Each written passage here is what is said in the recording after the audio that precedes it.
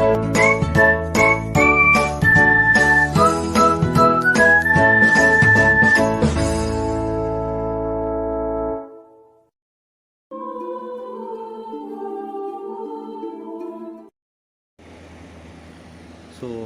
let's move forward. As you know, we have started a chapter. Okay, I told you on March 30, 1933 इसके बारे में मैंने बताया था कि एक एक्ट पास किया गया था जिसकी वजह से जर्मनी के अंदर डिक्टेटरशिप आ गई थी।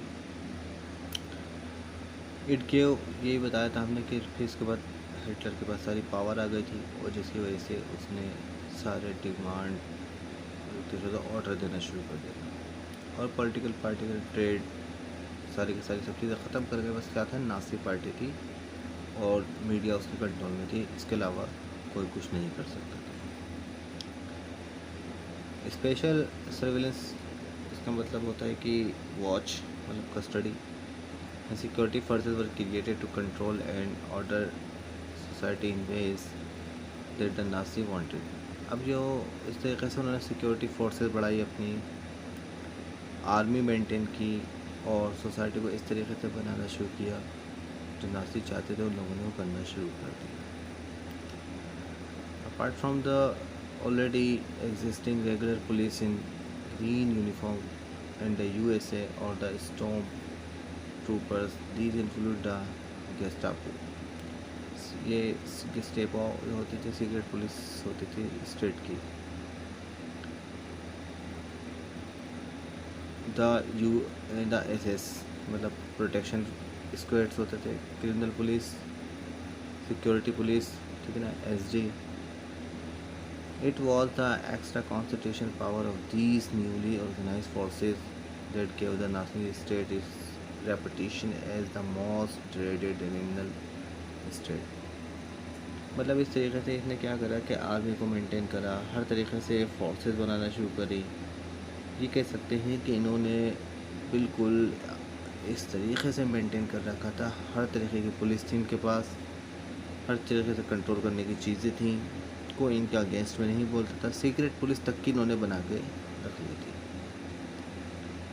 और अब जो भी नाज़ी पार्टी की रेपुटेशन के लिए बेहतर होता था वो ये लोग करते थे। People could now be detain in Gestapo torture chambers. ये तो हमने मालूम ही है कि कुछ चैम्बर्स वगैरह इन लोगों ने बना रखे थे, लोगों को उसमें रखा जा सके, इस तरह का टॉर्चर किया जा सके। Round it up and sent to the consultation camp. Police बस ये थी, लोग मतलब मीन्स कि उनको रोका जा सकता था कि स्टॉपों की तरह पुलिस के द्वारा, और फिर कुछ मतलब डिटेल मालूम की जाती है, उसके बाद में उनको जेल में डाल दिया जाता था। जो कंसंट्रेशन कैंप थे, डिपोर्टेड एट विल और arrested without any legal procedures.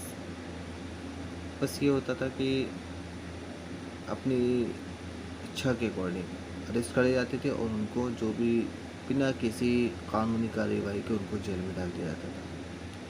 The police force acquired powers to rule with impunity। बस समझ लिए कि बस रूल कर रहे थे, पुलिस फोर्स से सारी पावर उनके पास आ चुकी थी और बिना किसी चीज़ के वो लोग बस क्या कर रहे थे, अपनी गलत तरीके से अपनी पावर का यूज़ कर रहे थे। तो यहाँ तक तो सारा क्लियर हो गया होगा। अच्छा बच्चों, इस चैप्टर को आप यहीं तक मार्क कर दिए क्योंकि इसके बाद हम जो है रिवीजन स्टार्ट करेंगे PT2 का। ओके, तो PT2 में भी कुछ क्वेश्चन आएंगे इसमें से, इसलिए आप इसको स्टॉप कर दिए यहीं तक। इसके बाद हम नया चैप्टर स्टार्ट करेंगे, इसी चैप्टर को कंटिन्यू करेंगे, ठीक है ना, टर्म सेकेंड के लिए। It's enough from myself, thank you very much, good bye.